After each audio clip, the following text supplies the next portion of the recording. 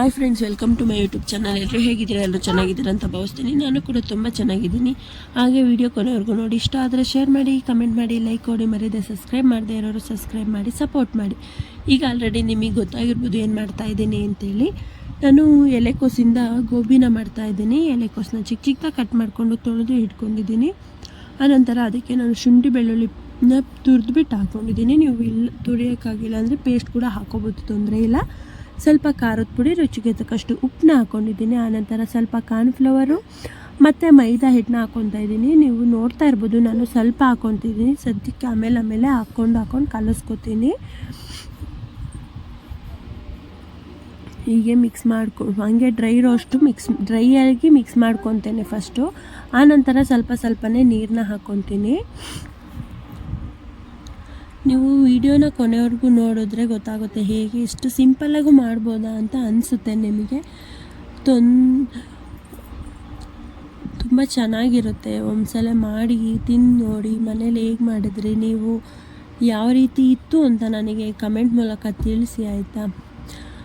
ಸ್ವಲ್ಪನೇ ನೀರನ್ನ ಹಾಕ್ಕೊಂಡು ಕಲಿಸ್ಕೊತೀನಿ. ಹೇಗೆ ಕಲಿಸ್ಕೋಬೇಕು ಹದವಾಗಿ ಅಂತ ಅನ್ನೋದಾದರೆ, ಕೈಗೆ ಅಂಟಬಾರ್ದು, ಆ ರೀತಿ ಕಲಿಸ್ಕೋಬೇಕು. ನಾನು ಆಗಲೇ ಹೇಳ್ದಾಗೆ ಸ್ವಲ್ಪನೇ ಕಾರ್ನ್ಫ್ಲವರು ಮೈದಾ ಹಿಟ್ಟನ್ನ ಹಾಕ್ಕೊಂಡು ಕಲಿಸ್ಕೊತೀನಿ ಅಂತ ಹೇಳಿದೆ ನಿಮಗೆ. ನೋಡ್ತಾ ಇರ್ಬೋದು, ಈ ಥರ ಉಂಡೆ ಕಟ್ಟೋ ಹಾಗೆ ಇರಬೇಕು. ಅಂದರೆ ನನಗೆ ಸ್ವಲ್ಪ ಉಂಡೆ ಕಟ್ಟೋ ಹಾಗೆ ಅನ್ನಿಸ್ಲಿಲ್ಲ. ಇನ್ನು ಸ್ವಲ್ಪ ಮೈದಾ ಹಿಟ್ಟನ್ನ ಹಾಕ್ಕೊತಾ ಇದ್ದೀನಿ. ಹಾಕ್ಕೊಂಡು ಕ್ಲೀನಾಗಿ ಕಲಿಸ್ಕೊತಾ ಇದ್ದೀನಿ. ನೋಡ್ತಾ ಇರ್ಬೋದು ನೀವು ಯಾವ ರೀತಿ ಕಲಿಸ್ಕೊತಾ ಇದ್ದೀನಿ ನಾನು ಅಂಥೇಳಿ. ಸ್ವಲ್ಪನೇ ನೀರನ್ನ ಹಾಕಿ ಕಲಿಸ್ಕೊಳ್ತಾ ಇದ್ದೀನಿ. ನೋಡಿ, ನಾನು ಈ ಥರ ರೌಂಡಕ್ಕೆ ಗೋಲಿ ಥರ ಬಿಡೋ ಹಾಗೆ ಇರಬೇಕು. ಎಣ್ಣೆ ಕಾಯಕ್ಕಿಟ್ಟಿದ್ದೆ ನಾನು ಆಲ್ರೆಡಿ. ನೋಡ್ತಾ ಇರ್ಬೋದು, ಕಲಸಿ ಒಂದು ಅರ್ಧ ಗಂಟೆ ಇಟ್ಟು ಎಣ್ಣೆ ಕಾಯ್ತಾ ಇದೆ. ಎಣ್ಣೆ ಕಾದ ನಂತರ ಗೋಬಿನ ಹಾಕ್ಕೊತಾ ಇದ್ದೀನಿ. ಸ್ವಲ್ಪನೇ ಗೋಬಿ ನೀವು ಒಂದೇ ಸಲ ಹಾಕ್ಕೋಬೋದು, ಬಟ್ ದೊಡ್ಡ ಬಾಣಲಿ ಇದ್ದರೆ ಓಕೆ. ನಾನು ಸ್ವಲ್ಪನೇ ಮೇಲೆ ತಳ್ಳಿ ಹಾಕ್ಕೊತಾ ಇದ್ದೀನಿ. ತೊಂದರೆ ಇಲ್ಲ, ಸ್ವಲ್ಪ ಜಾಸ್ತಿನೇ ಹಾಕ್ಕೊಂಡೆ ನಾನು. ತೊಂದರೆ ಏನಿಲ್ಲ. ಎಣ್ಣೆ ಚೆನ್ನಾಗಿ ಕಾದಿದೆ. ಲೋ ಫ್ಲೇಮಲ್ಲಿ ಇಟ್ಕೊಂಡು ಚೆನ್ನಾಗಿ ಕಾಯಿಸ್ಕೊಂಡು ಹಾಕ್ಕೊತೀರಿ ಅಂದರೆ ತುಂಬ ಚೆನ್ನಾಗಿ ಫ್ರೈ ಆಗುತ್ತೆ. ಈಗ ಜಾಸ್ತಿ ಉರಿನ ಜಾಸ್ತಿ ಮಾಡಿಕೊಂಡು ಮಾಡ್ತೀವಿ ಅಂದರೆ ತುಂಬ ಕಷ್ಟ, ಬೇಗ ಬೆಂದುಬಿಡುತ್ತೆ ಮತ್ತು ಸೀದೋಗಿಬಿಡುತ್ತೆ.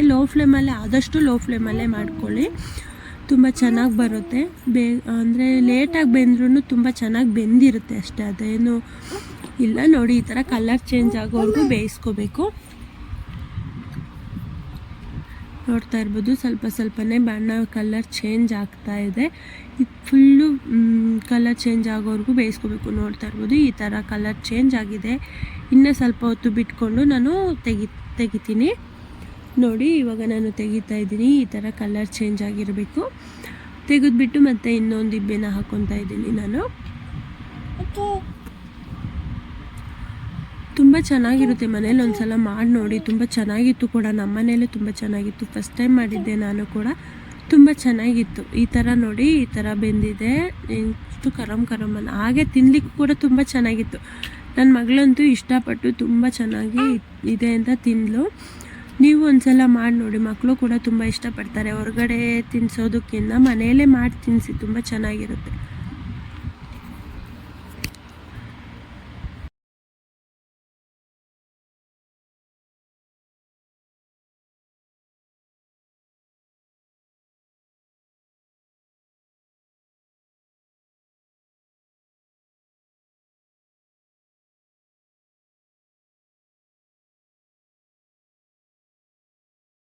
ನೋಡ್ತಾ ಇರ್ಬೋದು ನೀವು, ಕಲರ್ ಚೇಂಜ್ ಆಗ್ತಾ ಇದೆ.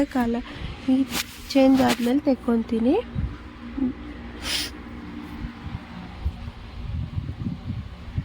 ಬೇಯಲಿಕ್ಕೆ ಬಿಟ್ಟಿದ್ದೀನಿ. ನೋಡ್ತಾ ಇರ್ಬೋದು, ನಾನು ಹೀಗೆ ಕಲರ್ ಚೇಂಜ್ ಆಗಿದೆ. ಸ್ವಲ್ಪನೇ ತೆಕ್ಕೊತೀನಿ. ಆನಂತರ ನಾನೊಂದು ಬಾಣಲಿ ಇಟ್ಟಿದ್ದೀನಿ. ಎಣ್ಣೆ ಕಾಯಕ್ಕಿಟ್ಟಿದ್ದೆ. ಸ್ವಲ್ಪ ಎಣ್ಣೆನ ಕಾಯಕ್ಕಿಟ್ಟಿದ್ದೆ. ಆನಂತರ ಅದಕ್ಕೆ ನಾನು ಸ್ವಲ್ಪ ಈರುಳ್ಳಿನ ಹಾಕ್ಕೊಂಡಿದ್ದೀನಿ. ಈರುಳ್ಳಿ ಫ್ರೈ ಆದ ನಂತರ ಸ್ವಲ್ಪ ಶುಂಠಿ ಬೆಳ್ಳುಳ್ಳಿ ತುರಿದಿರೋದನ್ನ ಹಾಕ್ಕೊಂಡಿದ್ದೀನಿ. ನೀವು ತುರಿದಿರೋದಿಲ್ಲ ಅಂದರೆ ಪೇಸ್ಟ್ ಕೂಡ ಹಾಕ್ಕೊಬೋದು, ತೊಂದರೆ ಇಲ್ಲ. ಈರುಳ್ಳಿ ಕೆಂಪಗಾಗೋವರೆಗೂ ಮತ್ತು ಶುಂಠಿ ಬೆಳ್ಳುಳ್ಳಿ ಪೇಸ್ಟ್ ಇದೆಯಲ್ಲ, ಅದು ಕೂಡ ಹಸಿ ವಾಸನೆ ಹೋಗೋವರೆಗೂ ಫ್ರೈ ಮಾಡ್ಕೋಬೇಕು. ಆನಂತರ ಸ್ವಲ್ಪ ಕ್ಯಾಪ್ಸಿಕಮ್ನ, ನಾನು ಒಂದನ್ನು ಕ್ಯಾಪ್ಸಿಕಮ್ ಹೆಚ್ಚಿಬಿಟ್ಟು ಚಿಕ್ಕ ಥರ ಕಟ್ ಮಾಡ್ಕೊಂಡು ಹಾಕ್ಕೊಂಡಿದ್ದೀನಿ. ಆನಂತರ ಸ್ವಲ್ಪ ಉಪ್ಪನ್ನ ಹಾಕ್ಕೊತಾ ಇದ್ದೀನಿ, ರುಚಿಗೆ ತಕ್ಕಷ್ಟು ನೋಡಿಬಿಟ್ಟು ಹಾಕ್ಕೊಳ್ಳಿ. ಯಾಕೆಂದರೆ ನಾವು ಗೋಬಿ ಕಲಿಸುವಾಗ ಸ್ವಲ್ಪ ಉಪ್ಪು ಹಾಕ್ಕೊಂಡಿದ್ವಿ ಅಲ್ವ, ಹಾಗಾಗಿ ಫ್ರೈ ಆದ ನಂತರ ಸ್ವಲ್ಪ ಸೋಯಾ ಸಾಸು, ಸ್ವಲ್ಪ ಟೊಮೊಟೊ ಸಾಸು, ನೀವು ಚಿಲ್ಲಿ ಸಾಸ್ ಇಲ್ಲ ಅಂದರೆ ಸ್ವಲ್ಪ ಖಾರದ ಪುಡಿ ಕೂಡ ಹಾಕ್ಕೊಂಡು ಫ್ರೈ ಮಾಡ್ಕೊಳ್ಳಿ. ನಾನು ಈಗ ಸ್ವಲ್ಪ ಕಾರ್ನ್ಫ್ಲವರ್ನ ನೆನೆ ಹಾಕ್ಕೊಂಡಿದ್ದೆ, ನೀರಲ್ಲಿ ನೆನೆಸ್ಕೊಂಡ್ಬಿಟ್ಟು ಹಾಕ್ಕೊತಾ ಇದ್ದೀನಿ. ಟೇಸ್ಟ್ ತುಂಬ ಚೆನ್ನಾಗಿರುತ್ತೆ, ನೋಡಿಕೊಂಡು ಹಾಕ್ಕೊಳ್ಳಿ. ಸ್ವಲ್ಪ ನೀರು ಹಾಕಿ ನೆನೆಸ್ಕೊಂಡು ಹಾಕ್ಕೊಂಡೆ. ಈಗ ಸ್ವಲ್ಪ ವಿನೆಗರ್ನ ಹಾಕ್ಕೊತಾ ಇದ್ದೀನಿ ನಾನು. ವಿನೆಗರ್ನ ಹಾಕ್ಕೊಂಡು ಸ್ವಲ್ಪ ನೀರನ್ನ ಹಾಕ್ಕೊಂಡು ಈ ಕರ್ದಿರೋ ಅಂಥ ಗೋಬಿನ ಹಾಕ್ಕೊತಾ ಇದ್ದೀನಿ. ನೋಡಿ ಅಂದರೆ ನೀವು ಡ್ರೈ ರೋಸ್ಟ್ ಬೇಕು ಅನ್ನೋದಾದರೆ ಸ್ವಲ್ಪ ನೀರು ಹಾಕ್ಕೊಳ್ಳಿ, ಮಸಾಲೆ ಥರ ಇರಬೇಕು ಅನ್ನೋದಾದರೆ ಸ್ವಲ್ಪ ಜಾಸ್ತಿ ನೀರು ಹಾಕ್ಕೊಂಡು ಫ್ರೈ ಮಾಡ್ಕೊಳ್ಳಿ. ಸ್ವಲ್ಪ ಮೇಲೆ ಕೊತ್ತಂಬರಿ ಸೊಪ್ಪನ್ನ ಉದುರಿಸ್ಕೊಂಡು ನಾನು ಡ್ರೈ ರೋಸ್ಟ್ ಮಾಡ್ತಾಯಿದ್ದೆ, ಹಾಗಾಗಿ ಸ್ವಲ್ಪ ನೀರು ಹಾಕ್ಕೊಂಡಿದ್ದೀನಿ.